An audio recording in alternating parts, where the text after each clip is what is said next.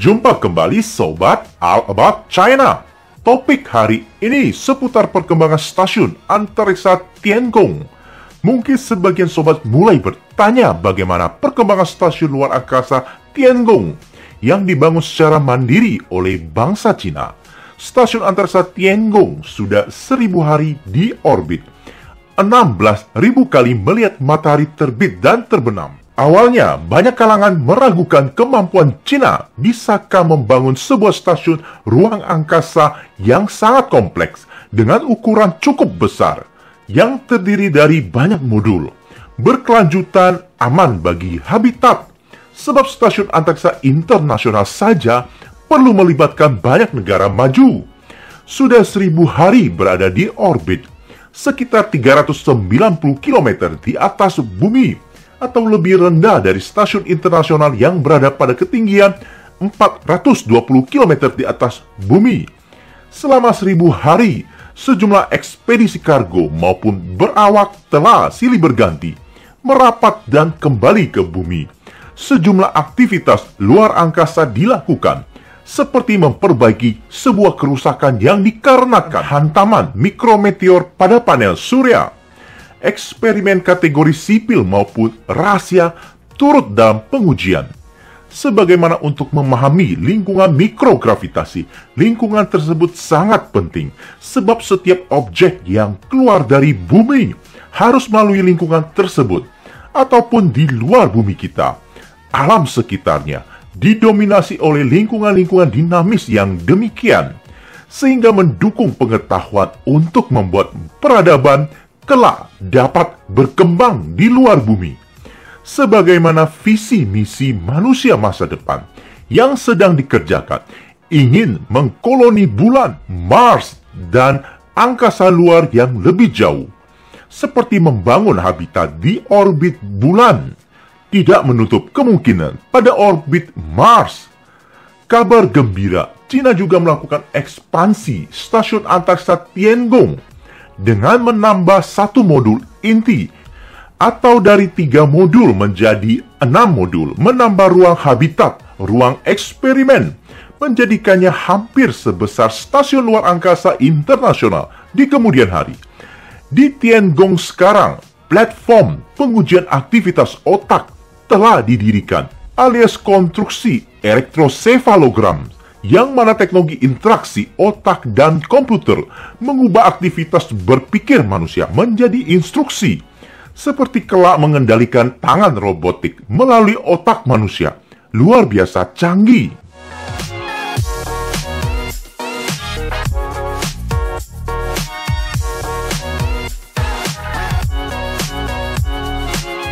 Selain itu, Cina mengerjakan banyak misi rahasia untuk pertahanan atau militer, kemudian menguji memverifikasi teknologi masa depan.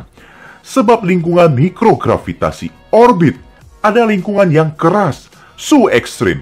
Setiap teknologi yang dapat melalui medan ruang angkasa yang mana terdapat banyak radiasi luar angkasa yang bebas, serangan partikel kosmik berenergi tinggi, maka menjadi nilai tambah tingkat resistensi dan akan memenuhi ambisi luar angkasa Cina.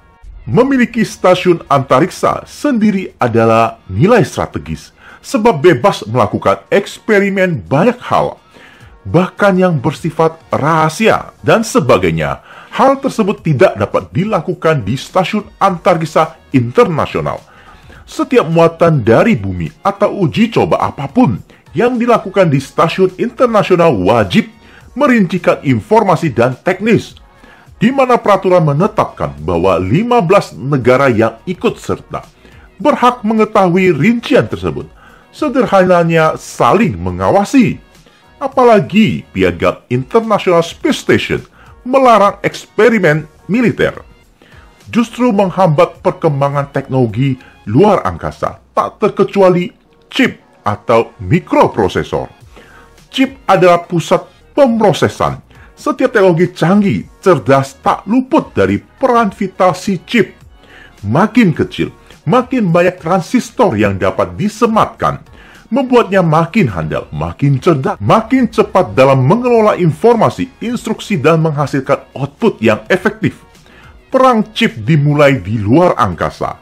Seberapa penting sebuah chip dimulai diuji di medan luar angkasa? Setelah memiliki Tiangong, tak perlu lama, Cina ternyata sudah menguji banyak chip atau mikroprosesor, 20 chip kinerja tinggi atau high-end, yang berukuran di antara lain Note 28 nanometer hingga 16 nanometer telah lulus uji di stasiun Tiangong.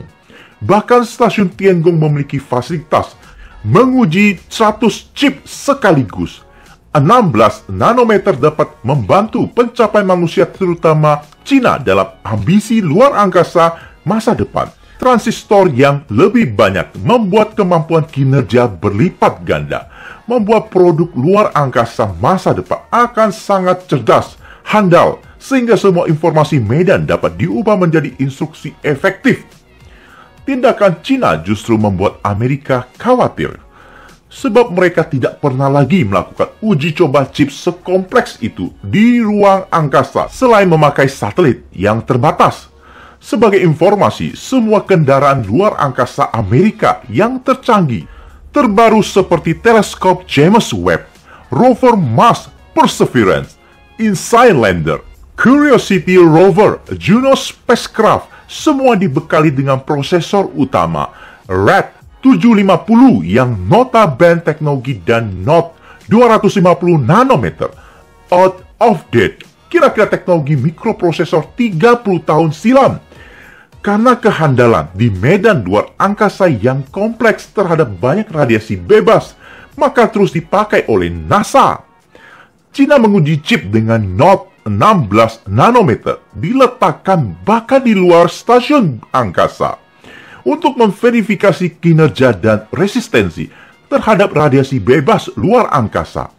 20 chip telah lulus pengujian. Kendaraan luar angkasa masa depan akan sangat canggih sebab dibekali otak pemrosesan kinerja tinggi. Setiap instruksi kompleks, masif, akan dapat diproses dengan cepat, menghasilkan output yang presisi.